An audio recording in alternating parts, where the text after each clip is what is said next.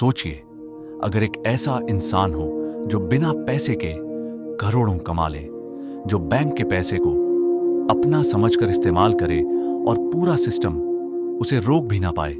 एक ऐसा आदमी जिसे लोग भगवान मानने लगे थे, लेकिन अचानक वही आदमी देश का सबसे बड़ा घोटालेबाज बन गया। हजारों लोगों के सपने टूट गए, स्टॉक मार्केट धराशायी हो गया। और एक सवाल आज भी लोगों के दिमाग में घूमता है, क्या वो सच में गुनहगार था या सिस्टम का सबसे बड़ा खिलाड़ी? यह है कहानी भारत के सबसे बड़े स्कैम की है।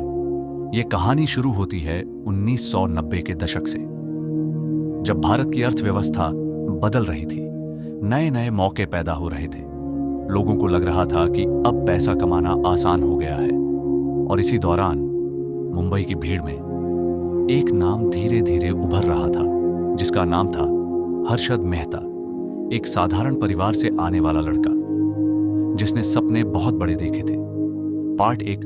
हर्षद मेहता का जन्म एक मिडिल क्लास फैमिली में हुआ था। उनके पास ना कोई खास पैसे थे, ना कोई बड़ा सपोर्ट, लेकिन उनके अंदर एक चीज थी, कुछ बड़ा करने की भूख। वो मुंबई आए, छोटी मोटी नौकरियां की, लेकिन उनकी नजर हमेशा एक जगह पर रहती थी, स्टॉक मार्केट। वो घंटों बैठकर चार्ट्स देखते, लोगों के पैटर्न समझते। धीरे धीरे उन्होंने ट्रेडिंग शुरू की और फिर उनकी किस्मत बदलने लगी। जहां वो पैसा लगाते, वो शेयर ऊपर जाने लगता, लोग उन्हें फॉलो करने लगे और कुछ ही समय में उन्हें एक नया नाम मिला, बिग बुल। अगर आपको ऐसे रहस्य जानना पसंद है तो चैनल को सब्सक्राइब करें, क्योंकि यहां सच सामने आता है। पार्ट 2। अब हर्षद सिर्फ एक ट्रेडर नहीं थे, वो एक आइकॉन बन चुके थे। मीडिया उनके इंटरव्यू ले रहा था, लोग उनकी लाइफस्टाइल देखकर हैरान थे। महंगी गाड़ियां, सी फेसिंग बंगला, सब कुछ किसी फिल्म की तरह लग रहा था। लेकिन हर चमकती चीज सोना नहीं होती, और यही चमक धीरे धीरे एक बड़े अंधेरे में बदलने वाली थी। पार्ट 3। अब सवाल यह था, हर्षद इतना पैसा ला कहां से रहे थे? यहीं से शुरू होता है असली खेल। उस समय बैंक आपस में शॉर्ट टर्म लोन देते थे। इस प्रक्रिया में एक डॉक्यूमेंट इस्तेमाल होता था, बैंक रिसीट, BR। हर्षद ने इसी सिस्टम में एक बड़ी कमजोरी ढूंढ ली। उन्होंने कुछ बैंकों के साथ मिलकर नकली बैंक रिसीट्स बनवानी शुरू कर दी। इन नकली दस्तावेजों के जरिए उन्होंने बैंकों से करोड़ों रुपए निकाल लिए और फिर उस पैसे को स्टॉक मार्केट में लगा दिया। जब शेयर के दाम बढ़ जाते तो वो पैसे वापस कर देते। ये एक चक्र बन गया, लेकिन ये खेल ज्यादा समय तक छुप नहीं सकता था। पार्ट 4। साल 1992।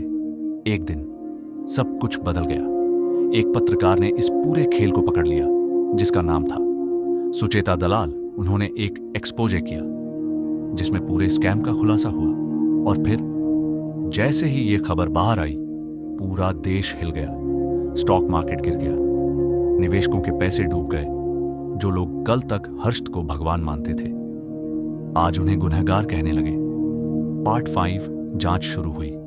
पता चला कि यह सिर्फ एक आदमी का काम नहीं था। इसमें कई बैंक, कई अधिकारी और कई बड़े लोग शामिल थे। लेकिन सच पूरी तरह कभी सामने नहीं आया। हर्षद मेहता को गिरफ्तार कर लिया गया, उन पर कई केस चले। पार्ट 6। साल 2001। हर्षद मेहता की मौत हो गई। कारण बताया गया, हार्ट अटैक। लेकिन उनकी कहानी यहीं खत्म नहीं होती। आज भी लोग ये सवाल पूछते हैं, क्या वो सच में एक धोखेबाज थे या सिस्टम के शिकार? भारत का ये सबसे बड़ा स्कैम सिर्फ पैसों का खेल नहीं था। यह एक सबक था कि जब लालच और सिस्टम की कमजोरी एक साथ मिल जाए तो एक इंसान पूरी अर्थव्यवस्था को हिला सकता है। और शायद ये कहानी आज भी हमें यह सिखाती है कि पैसा कमाना आसान हो सकता है, लेकिन उसे सही तरीके से कमाना सबसे मुश्किल होता है। और जब ये सीमा टूटती है तो जन्म होता है एक नए स्कैम का। और हां, नीचे कमेंट में अपनी राय जरूर बताएं और ऐसे ही वीडियो के लिए लाइक करें, शेयर करें और चैनल को सब्सक्राइब करें।